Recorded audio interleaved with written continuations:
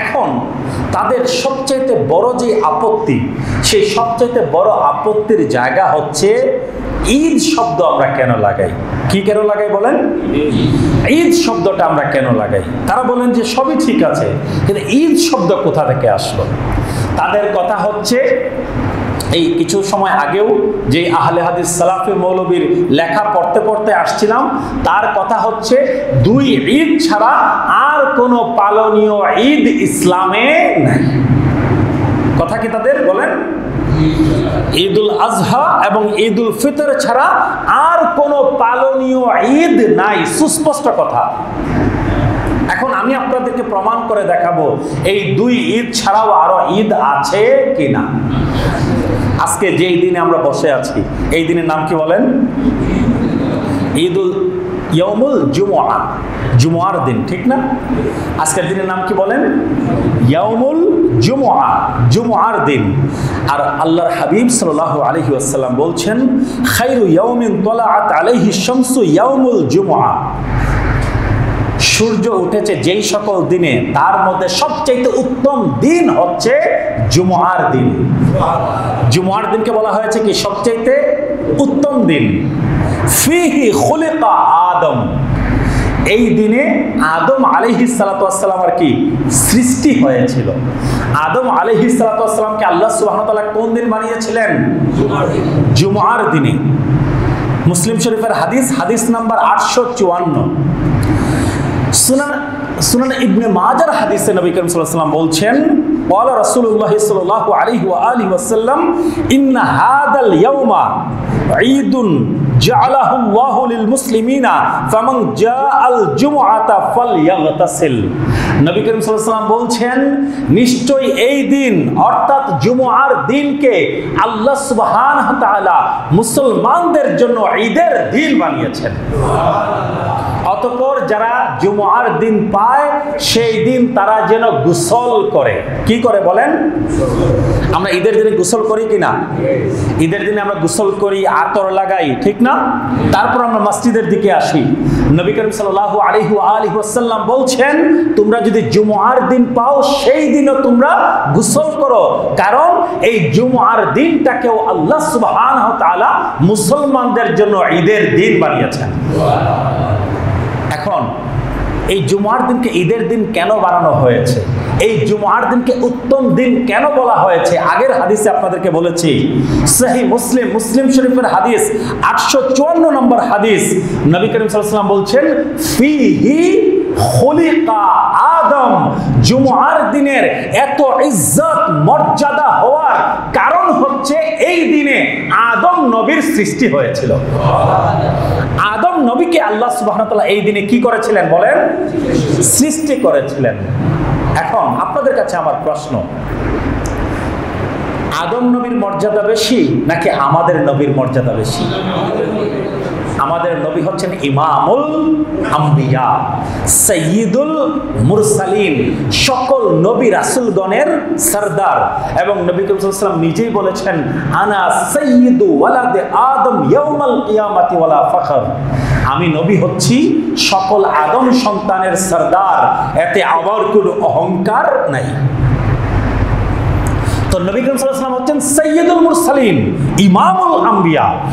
আদম আলাইহিস সালাতু ওয়াস সালামের সৃষ্টির কারণে যদি জুমআর দিন যদি ঈদের দিন হয়, আমার নবী যেই দিন আগমন করেছেন সেই দিন সকল ঈদের সেরা ঈদ কিনা আপনারা বলেন?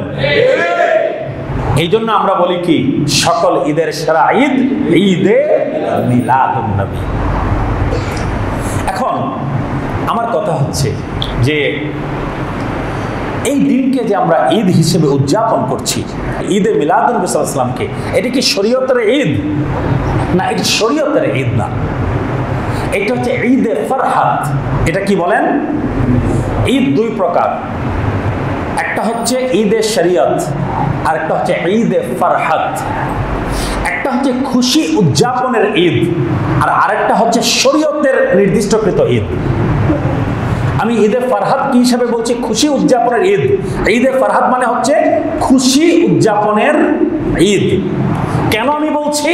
কারণ আল্লাহ সুবহানাহু ওয়া তাআলা সূরা ইউনূসের 58 নম্বর আয়াতে বলেছেন, বা'দা আউযু বিল্লাহি মিনাশ শাইতানির রাজীম, কুল বিফাদলিল্লাহি ওয়া বিরহমাতিহি ফাবিযালিকা ফালইফরাহু। সূরা ইউনূসের 58 নম্বর আয়াত, আল্লাহ সুবহানাহু ওয়া তাআলা বলছেন, যদি তোমাদের কাছে আল্লাহর কোনো ফজল, আল্লাহর কোনো রহমত যদি তোমাদের কাছে পৌঁছায়, ফাবিযালিকা ফালইফরাহু, তারা যেন সেই উপলক্ষে ফরহাত উদযাপন করে। ফরহাত শব্দের অর্থ হচ্ছে খুশি, বলেন না সুবহানাল্লাহ। আল্লাহর রহমত, আল্লাহর বরকত, আল্লাহর ফজল যদি কেউ পায়, তারা যেন খুশি উদযাপন করে। তারা যেন কি করে বলেন? খুশি উদযাপন করে। দেখেন সূরা মায়েদার আয়াত নাম্বার হচ্ছে 114। কত নম্বর আয়াত বলেন? সূরা মায়েদা 5 নম্বর সূরার আয়াত নাম্বার 114। আল্লাহ সুবহানাহু ওয়া তাআলা সেইখানে হযরত ঈসা আলাইহিস সালাতু ওয়াস সালামের উম্মতের একটা ঘটনা বর্ণনা করছেন। ঈসা নবীর উম্মতেরা ঈসা আলাইহিস সালাতু ওয়াস সালামের কাছে আসলো, এসে বলল, হে আল্লাহর নবী, হে আল্লাহর রাসূল, আপনি আল্লাহর কাছে দোয়া করুন আসমান থেকে খাজাঞ্চিপূর্ণ খাবার যেন আমাদের জন্য নাজিল হয়, আমরা বসে বসে খাবো। বলে বেহেশতি খাবার কি করবে বলেন? বসে বসে খাবে, বেহেশতি খাবার খাবে। আল্লাহ যেন মায়েদা পূর্ণ, মায়েদা শব্দের অর্থই হচ্ছে কি? এই খাজাঞ্চিপূর্ণ খাবার, এটাকে মায়েদা বলা হয়। দস্তরখান পরিপূর্ণ খাবার আল্লাহ যেন আসমান থেকে যেন নাজিল করেন। এখন ঈসা আলাইহিস সালাম আল্লাহর কাছে দোয়া করছেন। ঈসা আলাইহিস সালাম কি করছেন বলেন? ঈসা নবী আল্লাহর কাছে দোয়া করছেন, ক্বালা ঈসা ইবনু মারইয়াম আল্লাহুম্মা রাব্বানা আনজিল আলাইনা মাইদাতাম মিনাস সামাই তাকুনু লানা ঈদাল লিআউয়ালিনা ওয়া আখিরিনা ওয়া আয়াতাম মিনক। তিনি দোয়া করছেন আল্লাহর কাছে, হে আল্লাহ, হে আমার রব, হে আমাদের রব, আপনি আকাশ থেকে খাদ্য পরিপূর্ণ মায়েদা খাজাঞ্চি আপনি নাজিল করুন। কেন? তাকুনু লানা ঈদা, যেন আমাদের জন্য সেই দিনটা ঈদের দিন হয়। সুবহানাল্লাহ। লিআউয়ালিনা, আমরা এখন যারা আছি পূর্ববর্তীদের জন্য, ওয়া আখিরিনা, পরবর্তীতে যারা আসবে তাদের জন্য, ওয়া আয়াতাম মিনকা, এবং আপনি আল্লাহ যে আছেন তার নিদর্শন হিসেবে, বলেন না সুবহানাল্লাহ। মানে ঈসা আলাইহিস সালাতু ওয়াস সালাম বলছেন যে আল্লাহ যদি যেই দিনে আল্লাহ এই খাজাঞ্চিপূর্ণ খাবার, বেহেশতি খাবার নাজিল করবেন, সেই দিনটাকে ঈসা নবীর উম্মতেরা যারা আছেন, ঈসা নবী সহ তখনকার উম্মতেরা সেই দিনটাকে ঈদের দিন হিসাবে উদযাপন করবেন। পরবর্তীতে যারা আসবে ঈসা নবীর উম্মতের মধ্যে, তারাও বছরের সেই দিনটাকে ঈদের দিন হিসাবে উদযাপন করবে। কি পেয়ে বলেন? আসমানি খাবার পেয়ে। কি পেয়ে বলেন? সামান্য আসমানি খাবার পেয়ে আপনি যদি সেই দিনটাকে ঈদের দিন বানাতে পারেন, এবং সেটা কোরআন মাজিদে বলা হচ্ছে। কোথায় বলেন? হাদিসেও না, সিরাতের কিতাবে না, তারিখের কিতাবে না, স্বয়ং আল্লাহ সুবহানাহু ওয়া তাআলা কোরআন মাজিদে বলছেন, সামান্য কি আসমানি খাবার পেয়ে, বেহেশতি খাবার পেয়ে ঈসা নবী এবং উনার উম্মতেরা সেই দিনটাকে ঈদের দিন, খুশির দিন হিসেবে উদযাপন করেছেন। আর যেই দিনে সাইয়্যিদুল মুরসালিন রাহমাতুল লিল আলামিন, দয়াল হাবিব নবীজি যেই দিনে এসেছেন, সেই দিনটাকে কত বড় ঈদের দিন হিসেবে উদযাপন করা দরকার আপনারা বলেন। এই জন্যই আমরা বলি কি, সকল ঈদের সেরা ঈদ ঈদে মিলাদুন নবী। আমি যা বলছিলাম, তারা বলেন যে দুই ঈদ ছাড়া আর কোনো ঈদ নাই। বলেন কি, তারা কি বলে বলেন? দুই ঈদ ছাড়া আর কোনো ঈদ নাই। তো আমি আপনাদেরকে দেখিয়েছি প্রতিটা জুমআ বার হচ্ছে ঈদের দিন, ঠিক না? তো বছরে জুমা কয়টা আসে? কমপক্ষে 52টা জুমা আসে বছরে। এদিক সেদিক হলে একটু বেশিও হয়ে যায়, ঠিক না? তো বছরে 52টা দিন হচ্ছে ঈদের দিন। এখন আসুন আপনার তিরমিজি শরীফের দিকে আবারও। কোন কিতাবের দিকে বলেন? তিরমিজির হাদিস নাম্বার 3044। হাদিস নাম্বার কত?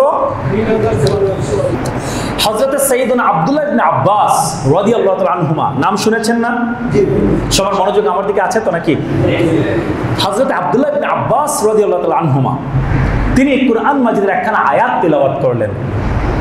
কোন আয়াত তিনি তিলাওয়াত করছেন? বা'দা আউযু বিল্লাহি মিনাশ শাইতানির রাজীম, আল ইয়াউমা আকমালতু লাকুম দীনাকুম ওয়া আতমামতু আলাইকুম নি'মাতি ওয়া রাদিতু লাকুমুল ইসলামা দীনা। দিন পরিপূর্ণতার একখানা আয়াত। এই আয়াতের মাধ্যমে আল্লাহ সুবহানাহু ওয়া তাআলা বলছেন যে ইসলামকে পরিপূর্ণ করেছেন, দিনকে পরিপূর্ণ করেছেন। আল্লাহর রহমত আল্লাহ সুবহানাহু ওয়া তাআলা উম্মতে মুহাম্মাদির জন্য পরিপূর্ণ করেছেন। সূরা মায়েদার আয়াত। এই আয়াত তিলাওয়াত করলেন। এই আয়াত যখন তিলাওয়াত করলেন তখন আব্দুল্লাহ ইবনে আব্বাস রাদিয়াল্লাহু আনহুর পাশে একজন ইহুদি ছিল। কে ছিল বলেন? একজন ইহুদি ছিল। ওই ইহুদি ব্যক্তি বলছে যে যদি এই আয়াত, দিন পরিপূর্ণতার এই আয়াত, যে আয়াত হে আল্লাহর নবীর সাহাবী আপনি এখন তিলাওয়াত করেছেন, এই আয়াত যদি আমরা ইহুদিদের তাওরাত কিতাবে যদি নাজিল হতো, ওই আয়াত অবতীর্ণের দিনটাকে আমরা ঈদের দিন বানিয়ে নিতাম। আমার কথা বুঝতে পারছেন? যে আপনি যেই আয়াত পাঠ করেছেন এই আয়াতের মর্যাদা অনেক বেশি। আল্লাহ বলছেন ইসলামকে পরিপূর্ণ করেছেন, দ্বীনকে পরিপূর্ণ করেছেন, নিয়ামত এবং রহমতকে আপনাদের উপরে পরিপূর্ণ করেছেন। এই আয়াত অনেক গুরুত্বপূর্ণ আয়াত, ঠিক না? এই আয়াত কোথায় নাজিল হয়েছিল আমরা সবাই জানি না? আরাফাতের ময়দানে। কখন বলেন? আরাফাতের ময়দানে। খুবই গুরুত্বপূর্ণ আয়াত, দ্বীন পরিপূর্ণতার আয়াত। ইহুদি বলছে কি যে তাওরাত কিতাবে যদি এই আয়াত নাজিল হতো তাহলে ওই আয়াত নাজিলের দিনটাকে আমরা ঈদের দিন বানিয়ে নিতাম। হযরত আব্দুল্লাহ ইবনে আব্বাস রাদিয়াল্লাহু আনহু দয়াল হাবিব নবীজির অতি প্রিয় সাহাবীর জবাব এখন শুনেন। তিনি বলছেন ক্বালা ইন্না ইবনে আব্বাসিন ফাইন্নাহা নাযরাত ফি ঈদাইন। ও ইহুদি, তুমি এক ঈদের কথা বলছো, একটা ঈদ পালন করতে। নিশ্চয়ই এই আয়াত নাজিল হয়েছে দুইটা ঈদের দিনে। বলেন না সুবহানাল্লাহ। কয়টা ঈদের দিনে? কারণ এই আয়াত নাজিল হয়েছে বিদায় হজ্জের দিনে আরাফাতের ময়দানে, আর আরাফাতের দিনও আমাদের জন্য ঈদ, আবার সেই দিনটা ছিল জুমআর দিন। কাজেই দুইটা ঈদের দিনে এই আয়াত আমাদের জন্য নাজিল হয়েছে। সুবহানাল্লাহ। এখন এই হাদিস অনুযায়ী আপনারা বলছেন ঈদুল ফিতর, ঈদুল আজহা ছাড়া কোনো ঈদ নাই।